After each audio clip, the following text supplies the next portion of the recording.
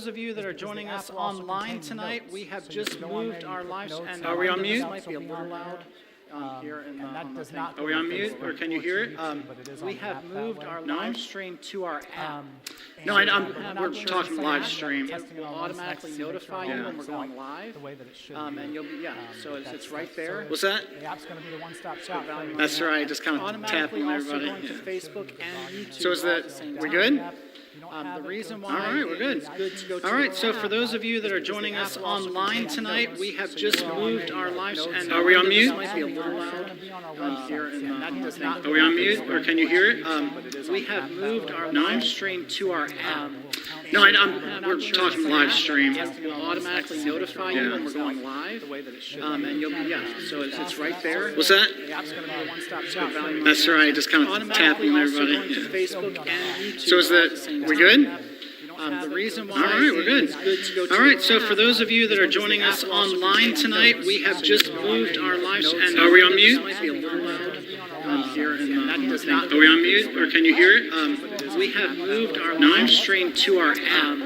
No, we're talking live stream. It will automatically notify you when we're going live, and you'll be, so it's right there. What's that? That's That's right, just kind of tapping everybody. Facebook and YouTube. So is that, we good? The reason why All right, we're good. it's good to go to All right, our so app for those of you that are is joining the us app will also online contain tonight, notes, we have so just you will moved have our live notes and are we on this mute? might be a little loud here in the thing. Are we on mute, or can you hear it?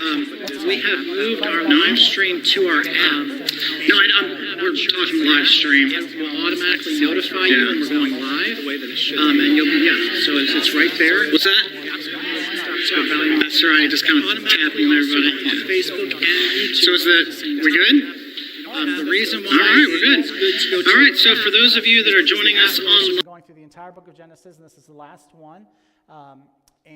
Next week, we will be starting with Christology. So if you're just starting Bible study with us, next week we're going to be starting a brand new study on Christology. Christology is the study of Jesus Christ, who he is, the atonement, the resurrection, the crucifixion, sanctification, a little bit about that, the life of Christ, just all of that we're going to be taking into a topical study going through all about Jesus Christ, and that'll be starting next week, okay?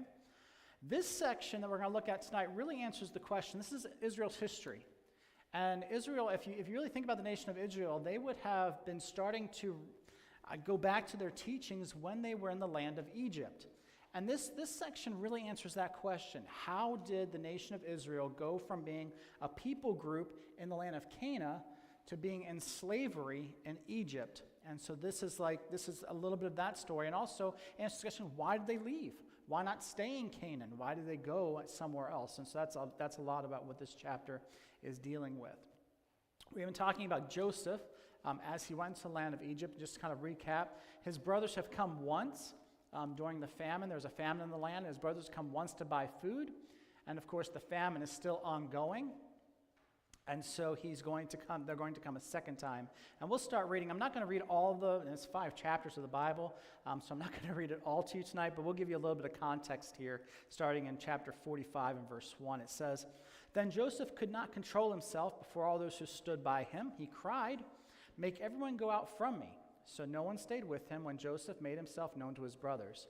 And he wept aloud, so that the Egyptians heard it, and the household of Pharaoh heard it. And Joseph said to his brothers, 'I am Joseph. Is my father still alive?' But his brothers could not answer him, for they were dismayed in his presence." And the word dismayed there is not, when we think of dismayed, we think of like sad. This is not sad. This is like confused would be a better way to say it. So his brothers, they didn't know what was going on. They didn't understand what was happening. So Joseph said to his brothers, "Come near to me, please." And they came near, and he said, "I'm your brother Joseph, whom you sold into Egypt. Now do not be distressed or angry with yourselves because you sold me here. For God sent me before you to preserve life. For the famine had been in the land these 2 years, and yet there are 5 years in which there will be neither plowing nor harvest." So if you remember Pharaoh's dreams, there were 7 good years of plenty, 7 bad years of famine, and Joseph had made a plan on how to deal with those 7 years of famine. So they're in year 2 of 7. So if you really think about it, they've already come once to buy food. They are in a really desperate situation to have to come again to buy food. But notice what Joseph says. He says, And God sent me before you to preserve for you a remnant on earth, and to keep alive for you many survivors. So it was not you who sent me here, but God." Joseph is making a firm appeal to God's sovereignty, that God is in control of these things, so that even what his brothers had done and meant for a completely different purpose, God is using for a different reason. "He made me a father to Pharaoh, and Lord of all of his house, and ruler over the land of Egypt. Hurry and go up to my father and say to him, 'Thus says your son Joseph, God has made me Lord of all Egypt. Come down to me and do not tarry. You shall dwell in the land of Goshen, and shall be near me and your children and your children's children, your flocks and your herds, and all that you have. There I will provide for you, for there are yet 5 years of famine to come, so that you and your household and all that you have do not come to poverty. Now see that now your eyes see, and the eyes of my brother Benjamin see, that it is my mouth that speaks to you. You must tell my father of all my honor in Egypt, and all that I have seen. Hurry and bring my father down here.' He fell upon his brother Benjamin's neck and wept, and Benjamin wept on his neck, and he kissed all of his brothers and wept before them. Then his brothers talked with him, and the report was heard in Pharaoh's house. Joseph's brothers have come. It pleased Pharaoh and his servants. And so Pharaoh said to Joseph, 'Go to your brothers, do this, load your beasts and go back to the land of Canaan, and take your father and your households and come to me. And I will give you the best of the land of Egypt, and you shall eat of the fat of the land. And you, Joseph, are commanded to say, do this. Take wagons from the land of Egypt for your little ones and your wives. Bring your father and come. Have no concern for your goods, for the best part of all of the land of Egypt is yours.'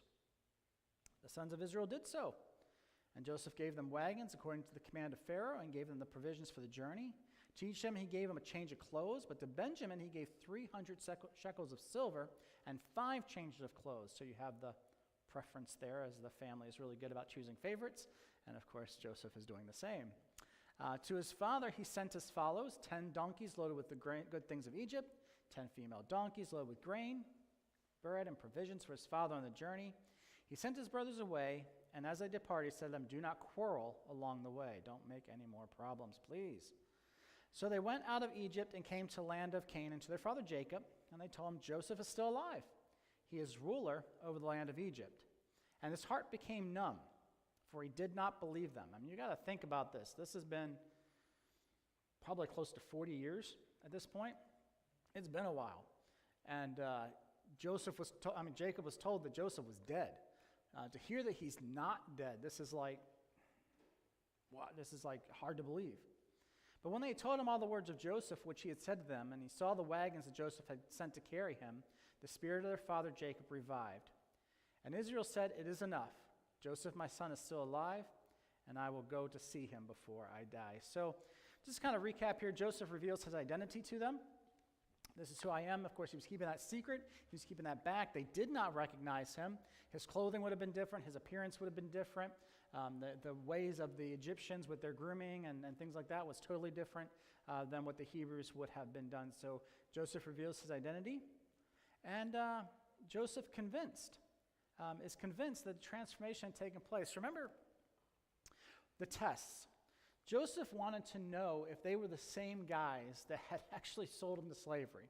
What was their character? Had it changed? And so when he put him through those different tests to find out, had they changed? Or were they the same guys? Were they the same character of people? And so he's convinced the transformation has taken place. And so Joseph asked if Jacob is still alive. We saw this. His brothers are stunned, and they just cower in fear. They're in shock. They thought he was dead too. Slavery was tough, and the idea of survival would have been very minimal. But they probably thought it was a death sentence. But Joseph tried to calm his brothers by pointing to God's sovereignty. That's really one of the major themes of the story of Joseph, is God is sovereign. Man thinks he's in control of things, and man thinks he's got a plan. And yet God's plan is the one that is most important. That doesn't negate man's free will. Man makes choices, and there is a balance there. I don't really understand it. I don't understand how the two reconcile together, so don't ask me to explain it. The Bible affirms both free will and sovereignty. But one of the major themes of the story of Joseph is the idea of God's sovereignty. I'm not going to read this again to you because I just read it to you. But that one line, and now do not be distressed or angry with yourselves because you sold me here. For God sent me before you to preserve life. That is an extremely mature perspective. The forgiveness and lack of bitterness. It would have been very easy for Joseph to have been bitter. You didn't believe my dreams. You didn't believe anything I said to you. Then you threw me in a pit, and you sent me on a death sentence. And that would have been very easy for anybody to have been just absolutely embittered by what his brothers had done. And yet Joseph takes on God's perspective on these things. And there's a lot of lessons in that for us to do. Knowing God is in control. It does. And this section really gives us that theme. Regardless of what man intended with his actions, God's plans are not thwarted. His plans cannot be improved upon, and his plans don't change. God is sovereign. He's the supreme power of the universe. And like I said before, sometimes we think that God's sovereignty is a contradiction to man's free will. If man is not free to make choices, then how can he be accountable for his actions? That's one of the things people talk about. Is if we say that God is sovereign and God does what he wants to do, then how can any choices I make be legitimate? Because God is just going to do what he wants to do. But I affirm this. God's sovereignty is obviously taught in Scripture. Also, man is held responsible for his choices. Both of these concepts are apparent in Scriptures. They are both taught. And here's what I want to give to you tonight, because this is where I land, and if you don't land there, then that's fine too. But I want to offer this to you. Just because we can't reconcile two truths does not mean one should be affirmed and one should be denied. It doesn't mean that one should be weakened or denied in any way. Just because I don't understand how something works doesn't mean that it doesn't work. For example, I don't know all the intricacies of a car engine. Now, some of you might. Some of you might be able to explain to me how pistons fire and how the oil and gas and all that does and the radiator works and the alternators and you can explain all of it and it's just clear to you. But for me, I've been around engines for a lot. I still don't know exactly how they work. I don't know how exhaust goes out and all the different things. But just because I don't understand it doesn't mean that it doesn't work. It does work. Gravity, that's another one. Gravity is one of those things. Science still struggles to explain gravity, and yet we know that gravity is part of our existence because we're not walking into random rooms and then floating to the ceiling. Gravity works. But it doesn't, so the space-time continuum, I don't know how that works, but yet we know it works. And so what I would remind you of in these things is that faith is still a necessity. I have to believe what the Bible says, even though I can't explain it fully. Partly because I don't know that we're supposed to explain it fully. I think we're supposed to trust that in what God has said. And also this, two things can be equally true that can't be completely reconciled because we accept them by faith. And that's important too. If you try to, and what people try to do, and I want to caution you against this, if you try to harmonize these ideas, what you end up doing is you emphasize one to the neglect of the other. And we see that in many circles of Christianity. There are those that emphasize man's free will, and they go to the point that they say even man can lose their salvation. And we would say, no, the Bible doesn't teach that. That's wrong. And then there are some that go so far in God's sovereignty that say, well, man doesn't make any legitimate choices, so I don't have to be a witness to the gospel or anything like that.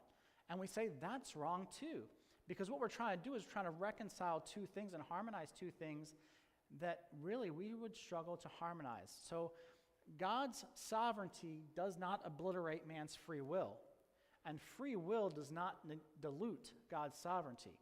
And both of those things are true. So I hope that makes sense to you, and I hope I didn't confuse you more in talking about them. But Joseph suggested that his complete family be relocated to Egypt, and he gave him a good reason for that. It's going to be 5 more years of famine. And Pharaoh backs up Joseph's plan. I mean, this is amazing. Think about how generous Pharaoh is with this. Hey, I don't even know that he knows how many people we're talking about here. And he's like, hey, it doesn't matter, bring them all down. We'll just have this, if it's good with Joseph, it's good with me, kind of thing. And so that's what happened. So his brothers travel back to inform Jacob of the developments, and Jacob determines to go to Joseph. Okay. Moving into chapter 46, Jacob's move to Egypt. Egypt. I'm going to read this next section to you because it is important. Like I said, I'm not going to read all of it to you, but this next section is important. So Israel took his journey with all that he had and came to Beersheba and offered sacrifices to the God of his father Isaac. And God spoke to Israel in visions of the night and said, Jacob, Jacob. And he said, here am I. And he said, I am God, the God of your father. Do not be afraid to go down to Egypt, for there I will make you a great nation. I myself will go down with you to Egypt, and I will bring you up again, and Joseph's hand shall close your eyes. So God spoke to Jacob to affirm the plan. I would imagine that Jacob would have been a little bit concerned. If I go down to Egypt, perhaps our tribe, because we're tribal people, will be absorbed by Egypt. That we won't have the distinctive that we're supposed to have. We're supposed to be God's people, but if I go down to Egypt, what if we get absorbed into Egypt?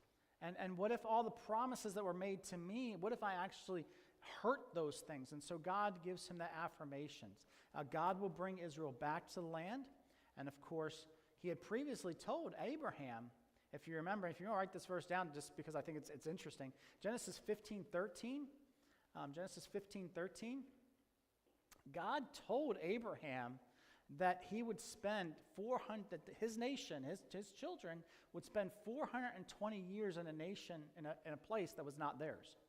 So this was a prophecy that actually had come to pass. God is still working, and this is part of the plan. So Jacob packs up everything, moves to Egypt.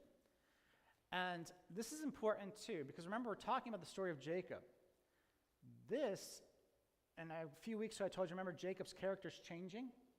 This is a big step for Jacob, because Jacob is moving by faith now. He's put his trust in God, and he's willing to do what God has told him to do and to go down there. No part of the family is left back in Canaan. He's not holding anything back. He's not hedging his bets. That's what we would have expected Jacob to do previously. We would have said Jacob would have probably tried to game this system. Hey, I can send some of the people down to Egypt and kind of gain down there, and we can be up here, and we can get some more land. And that would have been what we were expected from Jacob previously, but not this time. No part of the family is left behind to preserve the holdings in Canaan. Jacob's family who went with him is outlined there also in chapter 46. So you can take a look at that.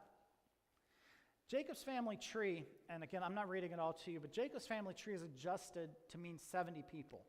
And 70 was probably not the entirety of his line. Remember when we talked about genealogies, we said genealogies didn't always include everybody? Well, this is one of those examples. And the reason why is because included in the number of 70 is Joseph, his wife, and Joseph's two sons.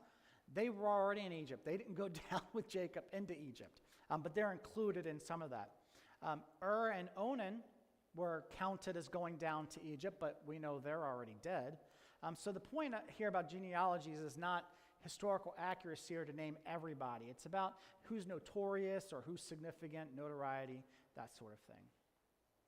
So Jacob then arrives in Egypt. It's interesting to me when you read, if you were to read the rest of chapter 46 to the time, it's Judah who is the first one sent ahead. That's out of the birth order, because who was the oldest? Reuben. Reuben should have been the one to go down, but he lost his headship. And so Judah is chosen as the representative to go down and start preparing the place. And that's going to be significant because Judah, what do we know about the tribe of Judah? Yes, that's the Messiah's line. So Judah has kind of jumped Reuben's place to become the firstborn and taking that authority. Also, we see that Jacob meets Pharaoh, and they are given permission to stay in Goshen. And there's some explanation points there. Shepherds were not well liked by the Egyptians. They thought they were kind of lower class, and so they didn't really like them, and so they really didn't want to be around them. But, you can stay in Goshen. Goshen is nice. So Jacob meets Pharaoh, and they're given permission to stay in Goshen. And that's pretty much chapter 46. Chapter 47, Joseph's policies lead to Pharaoh's wealth. If you remember, Joseph had set up a plan. He said, we're going to take some of the grain from you during the years of plenty. We're going to store it. And then during the famine, you'll be able to purchase it back from us. And so they were kind of taxing the people, putting it into storage, and then they were going to sell it back. And in doing so, the people, if you read chapter 47, they spend all their money buying food. They run out of money. Anything. They didn't have any money left. So, like, okay, what do we do now? You have all of our money. Okay, well then after your money, livestock. Okay, you're going to give up your livestock. So now all of the cattle, anything that would have been used, oxen, things like that, they traded all their livestock for food. So their money's gone, their livestock is gone, but the famine's still ongoing. What do you have left? You got the land. You got your land. So they give their land to Pharaoh. And the wealth of Egypt now has become centralized in the government. And Joseph has formulated a plan, like it or not, to basically consolidate all of the land into Pharaoh. So Pharaoh becomes controller of all the land, all the livestock, all the money, everything. Obviously, very powerful position. Chapter 47. Joseph swore to Jacob to return him to the land of Canaan. Jacob is getting older. He realizes his time is coming, and so he has Joseph swear on this. I'll read this section to you. Then Israel settled in the land of Goshen, in the land of Egypt, in the land of Goshen. They gained possessions in it and were fruitful and multiplied greatly. And Jacob lived in the land of Egypt 17 years. So the days of Jacob in his life were 147 years.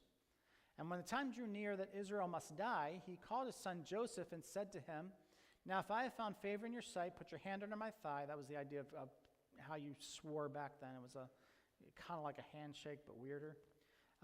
And promise to deal kindly and truly with me. Do not bury me in Egypt, but let me lie with my fathers. Carry me out of Egypt and bury me in their burying place. He answered, I will do as you have said. And he said, swear it to me. And he swore to him. Then Israel bowed himself upon the head of his bed. Bowing at the head of his bed is the idea of submitting.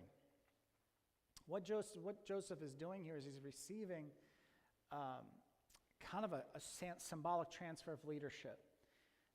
Jacob is recognizing Joseph's superiority to him, and so he bows at the head of his bed, passing on leadership to Joseph. So Judah doesn't have it yet. He will, but right now, Joseph's kind of in charge. And then we have a big section here, and again, I'm not going to read this to you. I would encourage you to read it if you're not familiar with this passage of Scripture, because what actually happens here is a lot of prophecy, a lot of things that will be true about his sons and about their tribes. Jacob gives these last words, kind of like his last blessings, sometimes curses, sometimes just words of prophecy about how things will go. We see that Ephraim and Manasseh are blessed. Now, these are not tribes of Israel. These are not tribes of, in other words, descended directly from Jacob. These are Joseph's two sons. And so Jacob kind of adopts them as his children, and Jacob favors Ephraim over his older brother, which is a line of prophecy, because what is significant about Ephraim? I'll give you a hint. Bethlehem. What happens in Bethlehem? Yeah, the Messiah is born. So it's a little bit of so the preference of Jacob to Ephraim is a prophecy. And that's why I said if you're not familiar with these things, take some time and read through Genesis 48 and 49 and see what he said. Reuben, as we've talked about, he was the firstborn. And he lost his rights as firstborn because he slept with Bilhah. Bilhah was his father's concubine, and so he lost his rights as firstborn. He talks about that. Simeon and Levi will not have territorial land. So again, this is prophetic. When they go back to Canaan, Simeon and Levi would not have territorial land, be scattered throughout. So Simeon's kind of interesting, but what do we know about Levi? What happens with Levi? That's the priest line, right? So they've got cities all throughout Israel, and Simeon's claim of land will also be scattered throughout Judah, and he will be part of Judah's territory, and he will be sprinkled throughout that. Levi will be that priestly function, so given cities in which they will be. So it's kind of, again, prophetic. Judah is established by which Shiloh will come. Shiloh being a messianic prophecy. This is Davidic. This is messianic. Jacob is indicating that Judah will be the clan, the tribe, by which all the nations of the earth are blessed.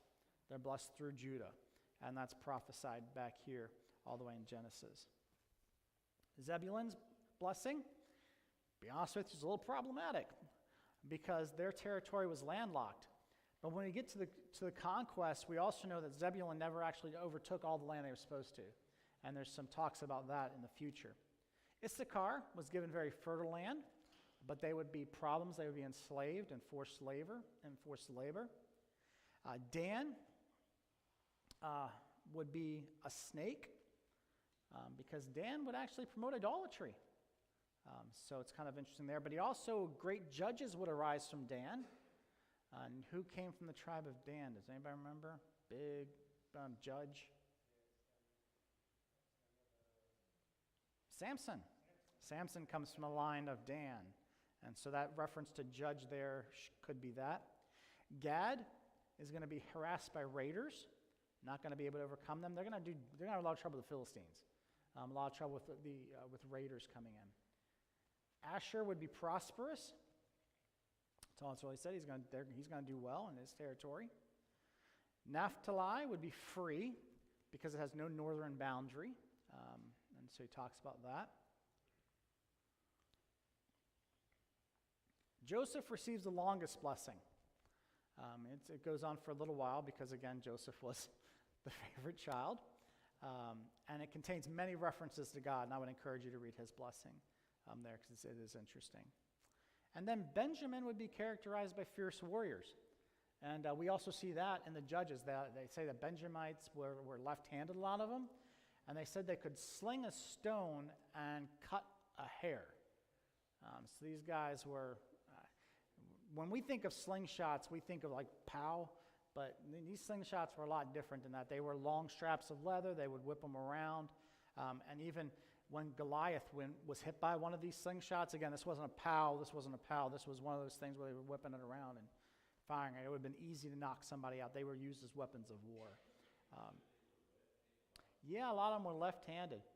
It was thought that because it gave you a tactical advantage, because left-handed being not a dominant trait, so most people were right-handed. So if you came up against a left-handed warrior, a lot of times the right-handed person was put at disadvantage.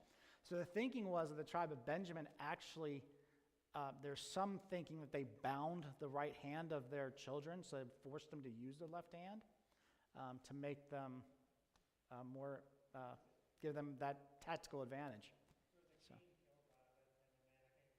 Ehud was killed, I believe, by left hand. Because you're looking for the right hand. It's just the dominant thing. If you get into a fight, you're looking for your right-handed cross, and then all of a sudden you get nailed by a left hand. Like, where'd that come from? So, yeah. Yeah. Yeah, so this is kind of interesting, yeah. So the interesting thing in all of these things, the emphasis of these sayings is in reference to the tribes, not necessarily just about his sons. This is a lot of prophecy about the tribes and not just the persons themselves. So chapter 49, Jacob does die, and he gives instructions about what that to do. Jacob is embalmed in Egypt, according to Egyptian practices. It actually records that the Egyptians mourned him for a week. They took a week for mourning for Joseph's father Jacob. Joseph requests the permission from Pharaoh to go to Canaan to bury his father. If you read it, there's a whole entourage that goes with him. This is kind of like a royal burial. This is a big deal, and so they accompany him. And Jacob is buried in Mamre. What was Mamre? Who else was buried there? Rebecca was not buried there. That's the one that wasn't, sorry. If you're on Jeopardy, I mean, you just lost some money. So, Abraham purchased it, right? Sarah was buried there. Leah was buried there. Not Rachel.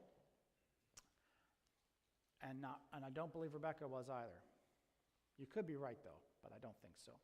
I have in my notes that it was Leah and Abraham and Sarah. I don't remember Rebecca being buried. She might have been, though. Or you lost $1,000 on Jeopardy. Either way, who knows?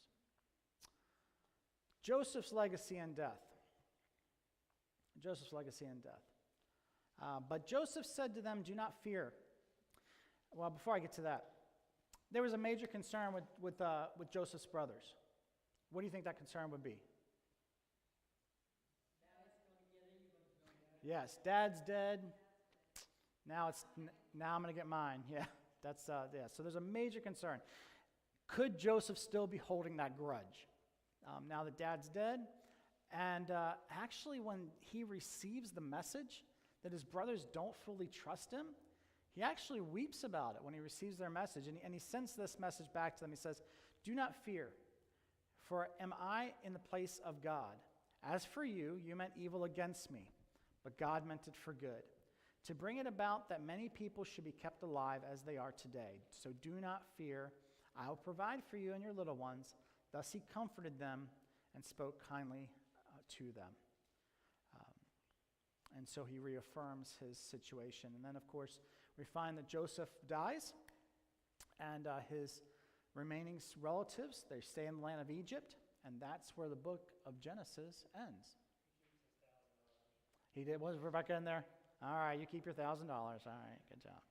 I didn't have Rebecca in my notes, so I'll have to add that to my notes. But Joseph, I have to look it up. I didn't write that down. 110. Yeah. And if you fast forward to the book of Exodus, which we're not going to study the book of Exodus at this point, but chapter 1 and verse 8, and this becomes the problem. "Now there arose a new king over Egypt who did not know Joseph." And that becomes the major issue going forward for the nation of Israel. So, any thoughts or questions you got? Rebecca was buried on the way to Ephraim. In Mamre? So, in Mamre? In the Canaan? Yeah, I didn't write down Rebecca, so I don't know. I'd have to, like I said, I have to go back and look. But let me see. I'm looking. The deaths of Rebecca. Let's see. Yeah, because Rachel was, yes. Yeah, Rachel was buried in Bethlehem, right. Yes, that is correct, yes. Yeah, which is part fun because a lot of people want to go see Rachel's tomb, but it's in the occupied Palestinian land, yeah. They were asking about, Rebecca and Rachel were being confused. But Rachel was not buried in Mamre. I know that for certain. Rebecca, you said, they looked it up and said it was, so. Yeah. How would you like? Oh, yeah, making that trip back. Hey, Dad, remember when you told you your son was dead? Yeah, totally not. yeah, how would have been. But I imagine it would have been shocking to them as much as it would have been shocking to, shocked all around.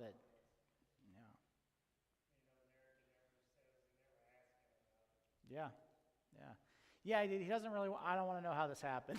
I don't want to know how this happened. Yeah. Any other thoughts or questions? All right, well, let's discuss a few things. And many commentators believe this, and so I want to get your thoughts on this. In what ways does Joseph serve as a Christ-like figure? Some say that he's a prototype or gives some ideas of Christ. What do you think? How does Joseph serve as a Christ-like figure? Okay, suffering betrayal, sure. Forgave, the extreme forgiveness. Forgiving, expecting nothing in return. Mm-hmm. Yeah, because he's got the mercy, but he's also got the grace. I'll provide for you. Not only am I not going to treat you the way you deserve, but I'm going to actually bless you. Yeah. Yeah. Fed the people. Yeah. Yeah. Set apart. Almost a miracle if you really get down to it, to be able, and the wisdom, shrewdness maybe. They were. Yep. Yep. He was hated by his own. Sure. Yeah, his own family rejected him. Any other thoughts? Okay. Yeah, in a virtual ark.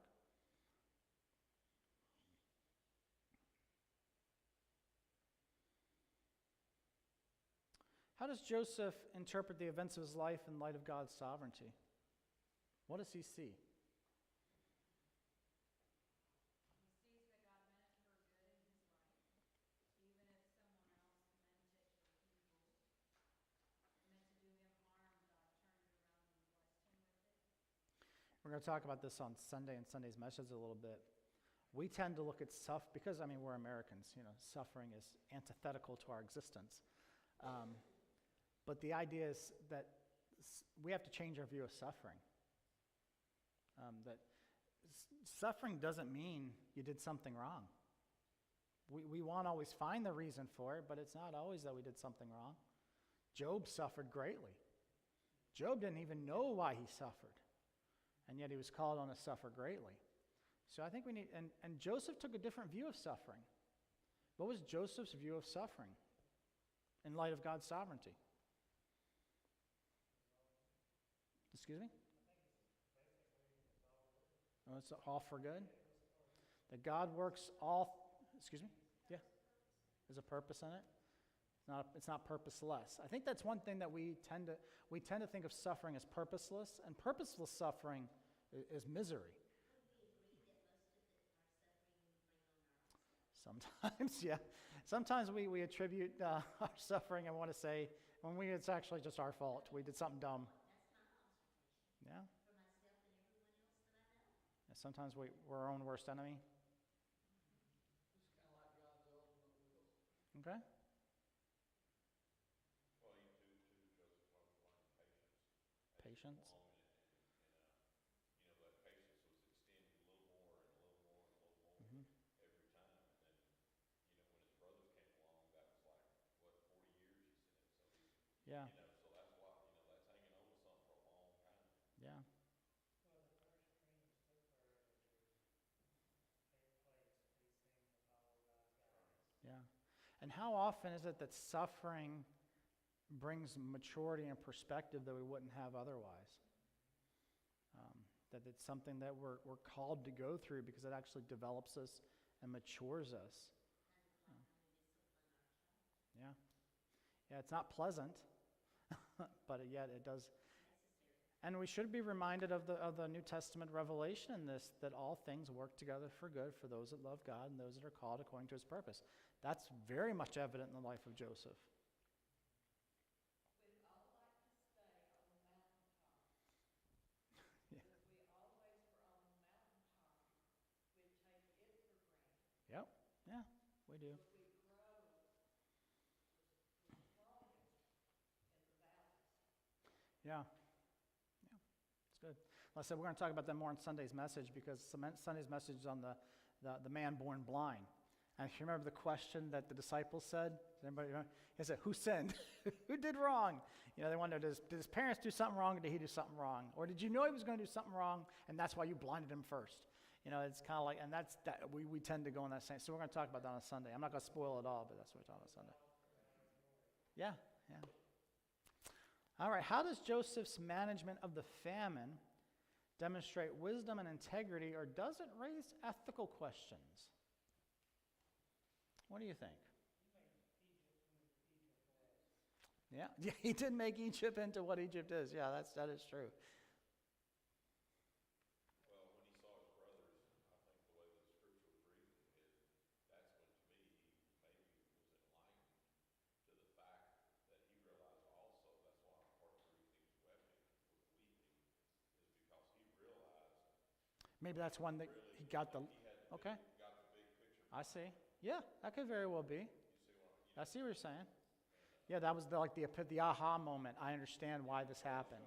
Yeah. It's like it all came together finally, and it's something, like I said, he's been waiting for 40 years, so Yeah. pretty intense.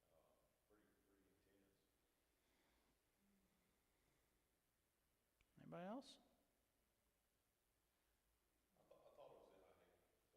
I thought it was interesting too that Pharaoh, it showed it at the beginning of the passage that Pharaoh and them heard what was going on, and then you read quite a bit there, and then all of a sudden Pharaoh liked what he was hearing. Yes. So I don't know if he was like, was he within an earshot of hearing all of that and seeing it? He probably witnessed it. He probably. Well, I think he would have. I think been aware. He'd been aware. Yeah. Because I think that it would have been something that. Something's happening here. There'd been some buzz about something's different. The way he was pleased as well. So Oh yeah. really liked Joseph. Oh no, he definitely. I mean, Joseph made Pharaoh a lot of money, and made him. Gave him all the land. It just. No, but at the end, there was the idea. Yeah, this was. He put a lot of trust in Joseph. Yeah. Yeah. Yeah. There is that. There's the question about it because he basically took a tax and then charged people for the benefit. Yeah. So if you kind of get to it, it's like, okay, I taxed you, but then I charge you for the benefit. And so some people are kind of like, I don't know. What president is he like? Yeah. I think it was a flat tax, though. I think it was a flat tax. So. I think he just learned a thing or two from his dad. From his dad. Yeah. There was definitely some shrewdness there, It's in their bloodline. Yeah, there's definitely some shrewdness. But didn't that allow the land to be given to his family? Because if Pharaoh didn't own that much land, or he didn't have the wealth coming from them, getting taxed up front for that. Yeah. I see your point, though. I would have wondered, hey, if I'm giving you 20% of my crops, why do I have to pay for the food now? I thought I already. Yeah, I thought I was putting this into a savings account. What's going on here? Yeah. Yeah.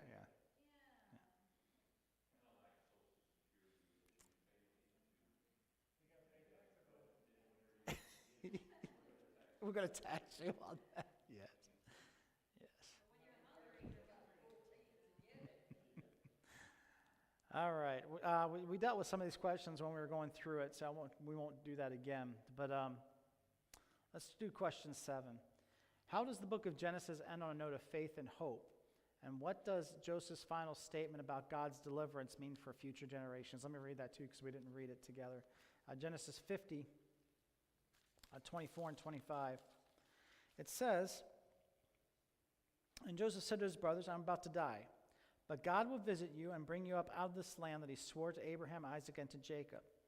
Then Joseph made the sons of Israel swear, saying, God will surely visit you, and you should carry out my bones from here. And so Joseph died, being 110 years old. They embalmed him and put him in a coffin in Egypt." So, how does the book of Genesis end on a note of faith and hope? And what does Joseph's final statement about God's deliverance mean for future generations? Well, he's telling his family that Egypt's not where they're staying. Yeah. This is not your home forever. Yeah. They're going to return home. And by the time it's time for them to go home, they don't like Egypt anymore. Yeah. Yeah, it also tells them, hey, you've got to preserve a way of life. This is not going to be your way of life forever. You got to preserve your culture.